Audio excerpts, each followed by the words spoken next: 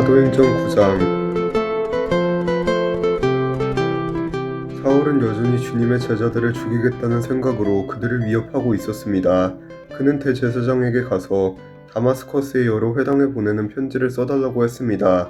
남자든 여자든 그 돌을 따르는 사람이 있으면 닥치는 대로 붙잡아서 예루살렘으로 끌고 오려는 것이 그의 생각이었습니다. 사울이 길을 떠나 다마스커스 가까이에 이르렀을 때였습니다. 갑자기 하늘로부터 밝은 빛이 사울을 둘러 비췄습니다.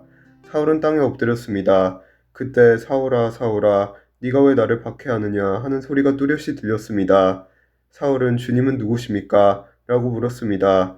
나는 네가 박해하는 예수다. 일어나 성으로 들어가거라. 네가 해야 할 일을 일러줄 사람이 있을 것이다. 라는 목소리가 들렸습니다. 사울과 함께 길을 가던 사람들은 무슨 소리가 나는 것 같은데 아무것도 보이지 않으므로 깜짝 놀라 말도 못하고 가만히 서 있었습니다. 사울은 땅에서 일어나 눈을 떴으나 아무것도 볼 수 없었습니다. 그래서 사울과 함께 있던 사람들이 그의 손을 잡고 다마스커스로 데려갔습니다. 사울은 3일 동안 앞을 보지 못했으며 먹지도 마시지도 않았습니다. 다마스커스에 아나니아라는 어떤 제자가 살고 있었습니다. 주님께서 환상 중에 아나니아야 하고 부르셨습니다. 아나니아는 주님 제가 여기 있습니다 라고 대답했습니다. 주님께서 아나니아에게 말씀하셨습니다. 일어나 곧은 길이라고 하는 거리로 가거라. 그리고 유다의 집에서 사울이라는 다소 사람을 찾아라. 그가 지금 거기서 기도하고 있다. 그가 환상 속에서 아나니아라는 사람이 찾아와 자신에게 손을 얹어 시력을 회복시켜주는 것을 보았다. 아나니아가 대답했습니다. 주님, 제가 많은 사람들에게서 그 사람에 관한 소문을 들었는데 그가 예루살렘에 있는 주님의 성도들에게 많은 해를 입혔다고 합니다.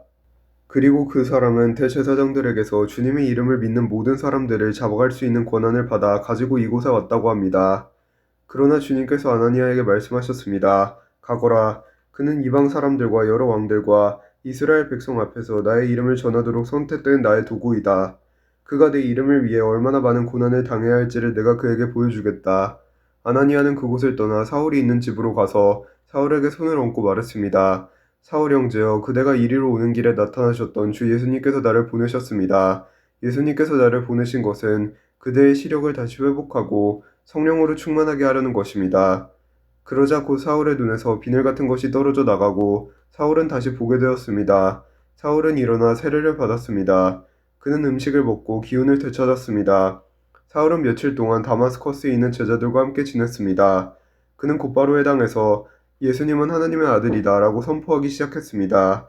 사울의 설교를 들은 사람들은 놀라서 물었습니다. 이 사람은 예루살렘에서 예수님을 믿던 사람들을 닥치는 대로 죽이던 사람이 아닙니까?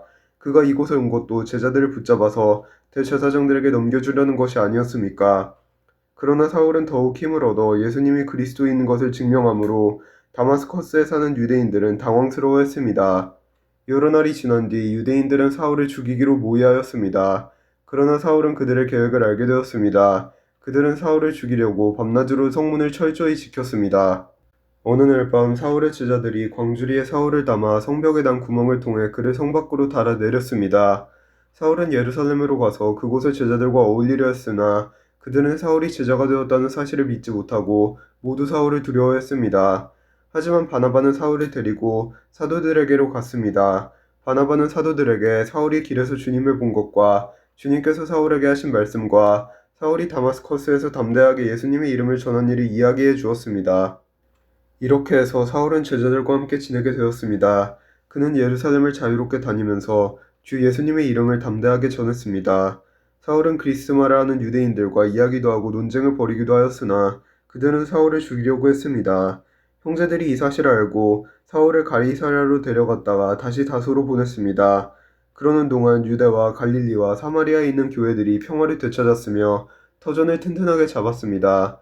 교회는 주님을 두려워하며 성령의 위로를 받아 믿는 사람의 수가 점점 늘어났습니다. 베드로가 여러 지방을 두루 다니다가 루다에 사는 성도들에게까지 가게 되었습니다. 거기서 베드로는 애니아라는 사람을 만났습니다. 애니아는 중풍에 걸려 8년 동안 일어나지 못하고 누워 지내던 사람이었습니다. 베드로가 그에게 애니아여, 예수 그리스도께서 그대를 고쳐주실 거요. 일어나 자리를 정돈하십시오 라고 말했습니다. 그러자 애니아가 곧 자리에서 일어났습니다. 루다와 사론에 사는 모든 사람들이 그를 보고 주님께로 돌아왔습니다. 요바에 다비다라는 여제자가 있었습니다. 그 이름은 그리스어로 하면 도르가인데 그 뜻은 사슴입니다. 다비다는 언제나 착한 일을 하고 가난한 사람들을 돕는 일에 힘썼습니다. 베드로가 루다에 머물고 있는 동안 다비다가 병이 들어 죽고 말았습니다. 사람들은 다비다의 시신을 씻어 다락방에 두었습니다. 루다는 요바에서 가까운 곳에 있습니다. 요바에 사는 제자들이 베드로가 루다에 있다는 말을 듣고 두 사람을 베드로에게 보내어 속히 와달라고 부탁을 했습니다. 베드로가 일어나 그들과 함께 요바로 갔습니다. 베드로가 그곳에 이르자 사람들이 그를 다락방으로 안내했습니다. 과부들은 베드로의 곁에 서서 울며 도르가가 살아있을 때 만든 여러 옷가지들을 베드로에게 보여주었습니다. 베드로는 사람들을 모두 내보낸 뒤에 무릎을 꿇고 기도했습니다. 그리고 나서 시신을 향해 몸을 돌려 다비다여 일어나시오 라고 말했습니다. 그러자 다비다가 눈을 떠서 베드로를 보더니 일어나 앉았습니다. 베드로가 손을 내밀어 다비다를 일으키고 성도들과 과부들을 불러서 다비다가 살아난 것을 보여주었습니다. 이 소식이 요파 전체에 알려지자 많은 사람들이 주님을 믿었습니다. 베드로는 요파에 있는 여러 날 동안 가죽 제품을 만드는 시몬의 집에서 묵었습니다. 아멘.